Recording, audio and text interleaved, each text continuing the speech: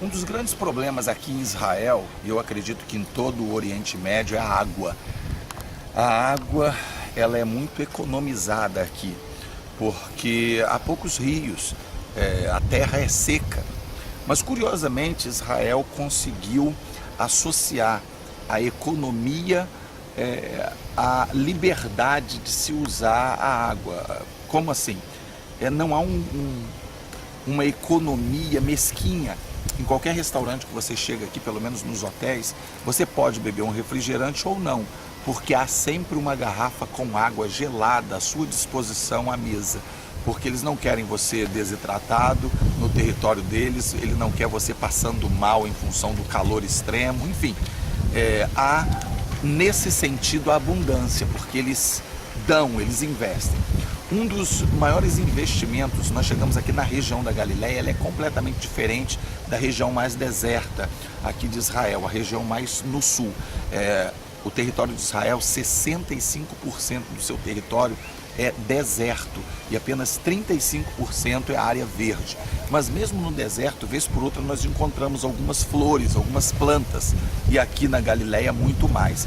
Mas mesmo aqui na Galileia, que tem mais água, quando nós vemos qualquer planta como essa aqui, por exemplo, nós vamos até ela e nós vemos isso aqui, ó. É um sistema, um caninho para estar regando as plantas sem estar desperdiçando a água.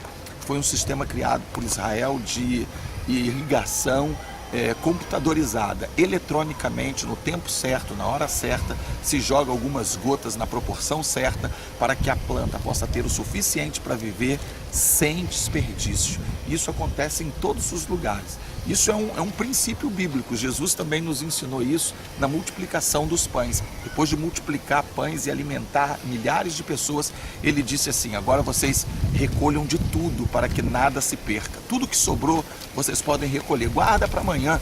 Não joga no lixo não. Tem tanta gente aí precisando, tanta gente necessitando. Jesus tinha multiplicado de 5 pães e 2 peixes, alimentado 5.000 homens.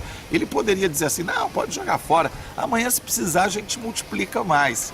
E esse é o pensamento de muitos de nós. Temos em abundância, joga fora, bota no prato e não come, enfim, joga no lixo.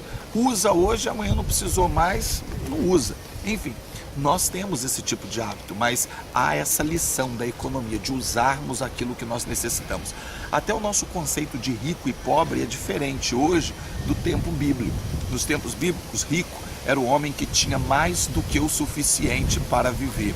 Se ele tinha mais comida do que precisava para o seu sustento, ele já era considerado um homem rico, bastante diferente dos nossos dias. Agora veja, espiritualmente todos nós temos essa deficiência. Jesus ele se colocou tanto como o pão da vida, como se colocou também como a água da vida. Ele nos mostrou que espiritualmente nós precisamos dele, tanto como a água, como também como o pão. Nós necessitamos dele para a nossa vida espiritual fluir. Nós necessitamos dele para que nós possamos viver espiritualmente, porque em nós mesmos não temos recursos, em nós mesmos não temos como nos alimentar. Nós temos nossas filosofias, nós temos os nossos pontos de vista, os nossos pensamentos, mas só em Jesus nós conseguiremos vida, só nele conseguiremos satisfação de viver.